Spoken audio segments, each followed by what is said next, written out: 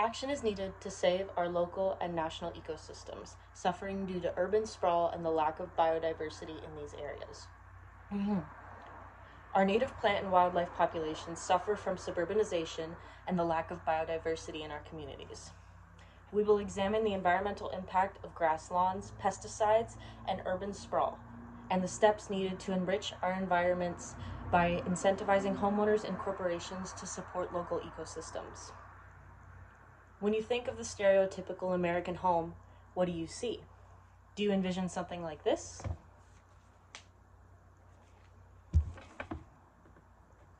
White picket fence, big grass lawn. But what we don't see is the harm that manicured lawn does to our environment. Many of us may recognize this image.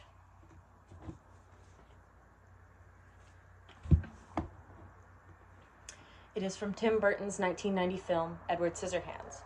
In it, he displays a cookie cutter, almost dystopian looking American neighborhood. Although this neighborhood seems like a dystopian fairy tale world, it is not much different from what we see suburban neighborhoods looking like today.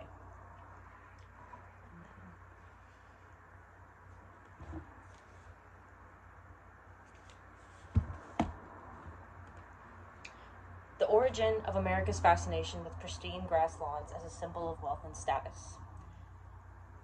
Rachel Ramirez with CNN states, America's obsession with grass lawns can be traced back to 17th century England, where meticulously manicured lawns became a symbol of wealth, a symbol of status and wealth, because of the high cost to maintain them.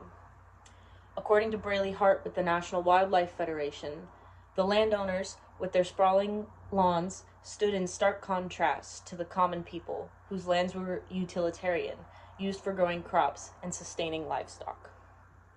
Wealthy landowners who visited Europe's sprawling estates wished to bring the image of wealth and refinement to the United States.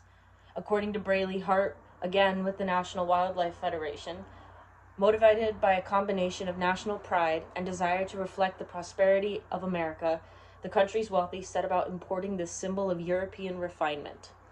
Lawns began to appear on the landscapes of America's grand homes, including none other than the White House itself.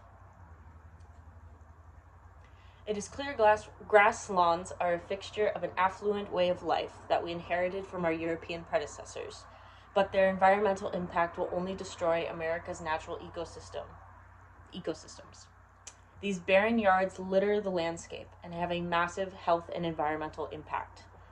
The introduction of chemicals into our lawn care started after the improvement of chemical weapons during World War II. Pest control in the front lines was essential in preventing infection and disease from spreading among the troops. Dichloryl diphenyl trichloroethane, try saying that 5 times fast, also known as DDT, was the most effective pesticide ever created. When the war ended, chemical manufacturers rebranded, hoping to peddle their chemicals to American homeowners. According to Brayley Hart with the National Wildlife Federation, they promoted it as the ultimate tool for pest control, not just in agriculture, but also in civilian settings, including gardens and notably lawns. DDT, as it turns out, is detrimental to human, animal, and environmental health.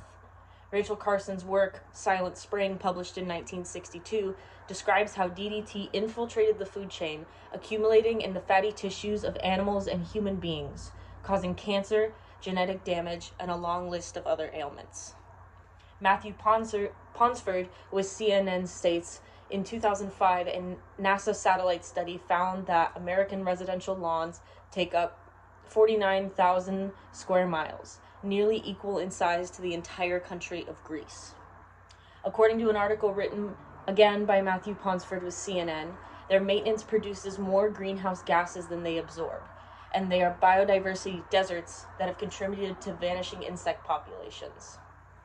The use of pesticides on our lawns ironically reduces the amount of water they can absorb, leading to evaporation and more water needed for the grass to stay green.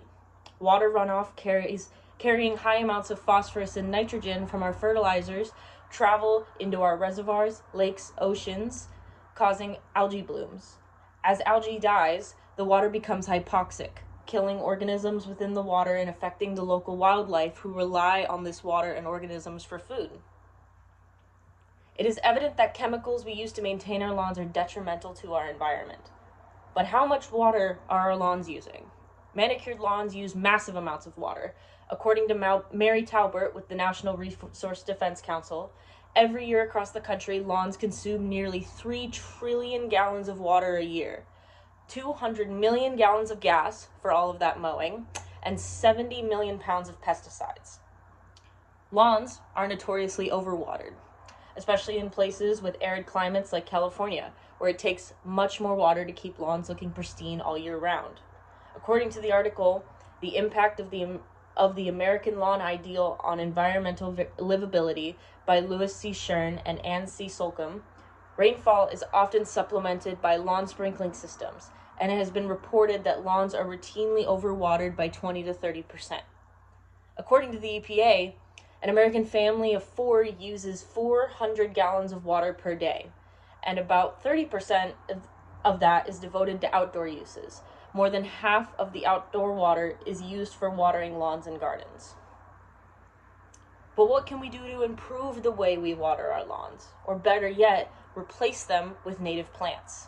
Some methods of conservation work better than others. Many people have taken to ripping out their lawns and replacing them with astroturf, artificial grass. Although this would solve the problem of water usage, it does not negate the environmental harm a lawn does to local wildlife. According to the University of Plymouth, artificial grass does not provide any food for living creatures. It restricts access to the soil beneath for burrowing insects and to the ground above for soil dwellers such as worms. The continuous weathering and use of turf causes it to slowly break down, releasing microplastics into our ecosystem that can be ingested or washed away into storm drains and into our water sources. Homeowners can, according to an article by Jane Marsh with environmental.co, lawns that plant deep-rooted native grasses can establish better root networks and reduce the runoff of pollutants. Native gardens can be excellent replacements for lawns. Californians can implement many garden styles with native plants such as California milkweed, California fuchsia, California poppy, blue-eyed grass, or wind poppies.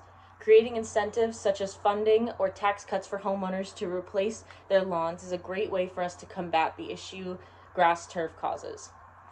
Today we have discussed how grass lawns became a staple of the American way of life, the environmental toll pesticides such as DDT have on humans and animals, fertilizers' effect on local water sources, and how we can all play a part in changing the landscape of our neighborhoods. It is essential that we take action in decreasing our carbon footprint. We as human beings must come together and take action against the degradation of our environment. I will end with a quote from the aforementioned book, Silent Spring by Rachel Carson. No witchcraft, no enemy action had silenced the rebirth of new life in this stricken world. The people had done it themselves. Thank you.